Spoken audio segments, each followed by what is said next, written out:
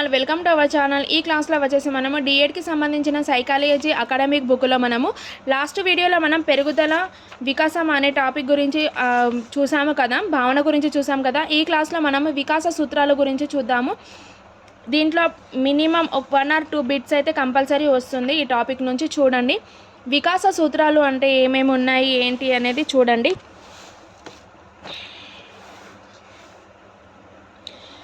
వికాస సూత్రాలు పుట్టిన ప్రతి జీవి కాలంతో పాటు పెరుగుతూ వికాసం చెందడం అనేది ప్రకృతి సహజం. అయితే ఒకే జాతికి చెందిన అన్ని జీవులు పెరుగుదల వికాసాల వేగాలలో స్పష్టమైన తేడాలను గమనించవచ్చు. అయితే ఎగ్జాంపుల్స్ చూడండి. కొంతమంది పిల్లలు 10 నెలల వయసులో నడవడం ప్రారంభిస్తే కొందరు సంవత్సర కాలం వరకు నడకపోవచ్చు.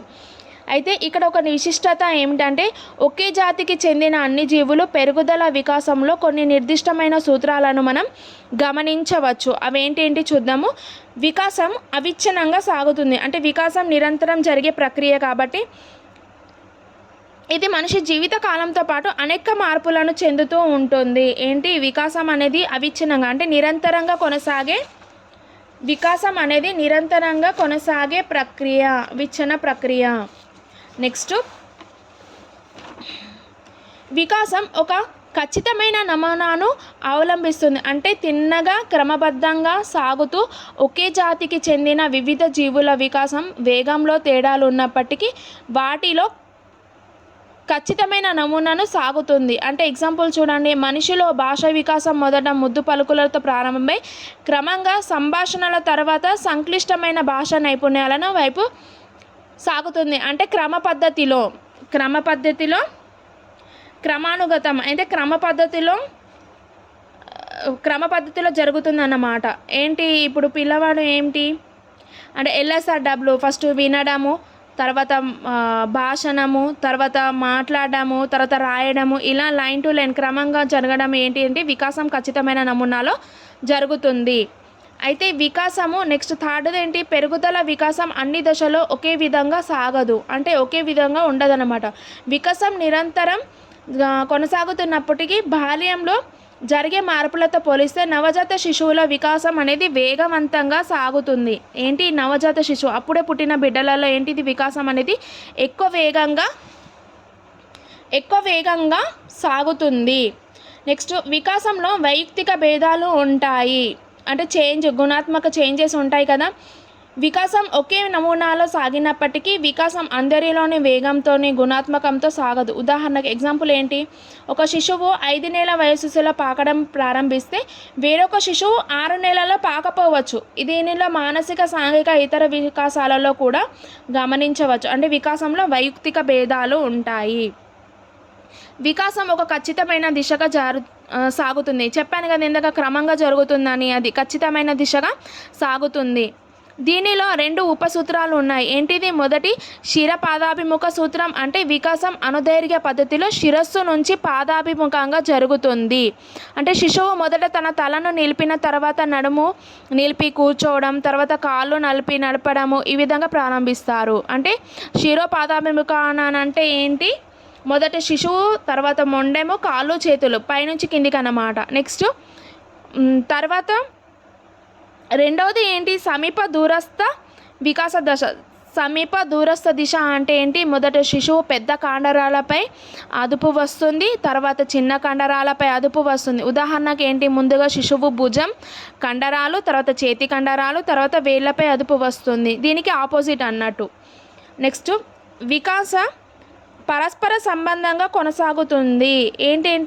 వ్యక్తిలోని వివిధ భాగాలు, అంశాలు వికాసం పరస్పర సంబంధంగా కొనసాగుతుంది. అంటే శారీరక, మానసిక, సాంఘిక, నైతిక, ఉద్యోగ వంటి వికాసాలు ఒకదానిపై ఒకటి ఆధారపడి ఉంటాయి. ఒకదానిపై ఒకటి పరస్పరంగా ఆధారపడి ఉండడం అంటే ఎగ్జాంపుల్ చూడండి. ఇప్పుడు మానసిక వికాసం సరిగ్గా లేని పిల్లవాడు సాంఘిక, నైతిక వికాసాలలో కూడా వెనుకబడి ఉండటం గమనించవచ్చు. అంటే ఒకదానికొకటి పరస్పర సంబంధం ఉంటాయన్నమాట. అయితే వికాసం ఒక పరస్పర చర్య. అంటే చూడండి, ఏముంది? వికాసం ఒక పరస్పర చర్య అంటే వ్యక్తిలో సహజంగా ఉన్న సామర్థ్యాలను పరిసరాలలో ఉన్న కార్యకలాపాల మధ్య పరస్పర చర్య వల్ల వికాసం జరుగుతుంది. ఏ దశలోనైనా వ్యక్తి అనువంశికంగా ఉన్న సామర్థ్యాలు వాటి ఆధారంగా అతడు పరిసరంలో జరుపుతున్న ప్రతిచర్యలను వల్లనే ఆ వ్యక్తి మూర్తివత్వ నిర్మాణము జరుగుతుంది. ఏంటి? ఇప్పుడు సహజంగా ఉన్న సామర్థ్యాలను పరిసరాల్లో ఉన్న కార్యకలాపాల వల్ల మళ్ళీ చర్య జరుపుతుంది. ఈ చర్య వల్లనే వికాసం జరుగుతుంది కదా. ఈ వికాసం జరిగినప్పుడు ఏ దశలోనైనా వ్యక్తి అనువంశికత వల్ల సామర్థ్యాలను వాటి ఆధారంగా అతడు పరిసరాలలో జరుపుతున్న ప్రతిచర్యల వల్లనే వ్యక్తి మూర్తిమత్వంలో నిర్మాణం జరుగుతుంది. అయితే వికాసాన్ని ప్రాగుప్తీకరించవచ్చు. ఏంటి? వికాసాన్ని ఏం చేయవచ్చు? ప్రాగుప్తీకరించవచ్చు. ఏంటి వికాసాన్ని? శిశువు యొక్క ప్రవర్తన వికాస వేగం ఆధారంగా శిశువు వికాసంలో ఎంత అభివృద్ధి చెందాడో ఊహించవచ్చు. ఊహించడం, ప్రాగుప్తీకరించడం అంటే ఊహించడము, గెస్ చేయడం అన్నమాట.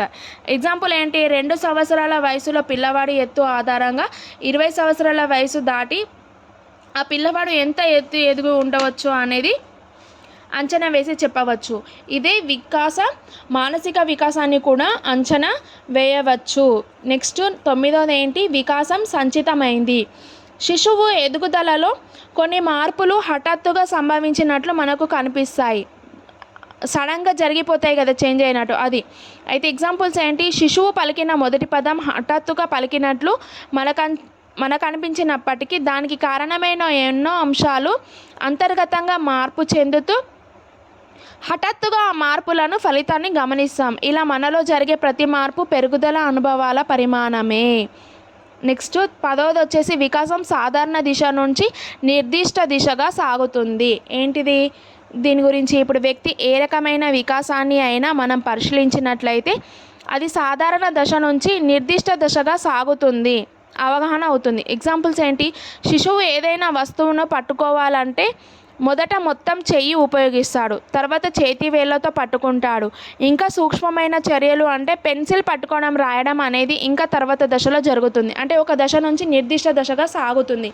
ఇప్పుడు మీకు అర్థమయ్యేటట్టు నేను నోట్స్ చూపిస్తాను, చూడండి.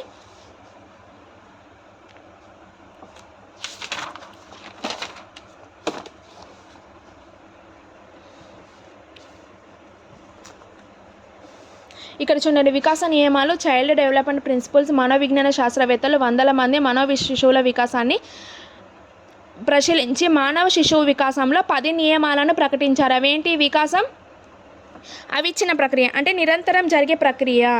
పిల్లల భాషా వికాసంలో ఏడవడంతో ప్రారంభమై జీవితాంతం కొనసాగుతుంది. ఇప్పుడు ఉద్వేగ వికాసం వచ్చేసి ఏంటి? వాళ్ళది ఉత్తేజం. మానసిక వికాసం వచ్చేసి ప్రశ్నించడం. సాంఘిక వికాసం వచ్చేసి నవ్వు. ఈ విధంగా నిరంతరం జరిగే ప్రక్రియ. నెక్స్ట్ వికాసం ఖచ్చితమైన నమూనాలో జరుగుతుంది అంటే కదా క్రమానుగతమైనది. LSRW శ్రవణం, భాషణం, పఠనం, లేఖనం చెప్పాను కదా, ఈ విధంగా. నెక్స్ట్ 3వది వచ్చేసి మనకు వికాసం జరిగే దశలో 2, ఒకటి శిరోపాదాభిముఖం, 2 సమీప దూరస్థ చెప్పాను కదా. ఇదేంటి? మొదట శిశువులో తల, తర్వాత మొండెం, కాళ్ళు, చేతులు వస్తాయి. తర్వాత సెకండ్ దాంట్లో సమీప దూరస్థలో అంటే మనము దేహం మధ్య భాగంలో ప్రారంభమై 2 వైపుల వికాసం అనేది ప్రారంభమవుతుంది. దేహం మధ్యలో అంటే మొండెంతో ప్రారంభమై తల, కాళ్ళు, చేతులు ఈ విధంగా డివైడ్ అయిపోతాయి అన్నట్టు. నెక్స్ట్ వికాసం అన్ని దిశలలో ఒకే విధంగా ఉండదు.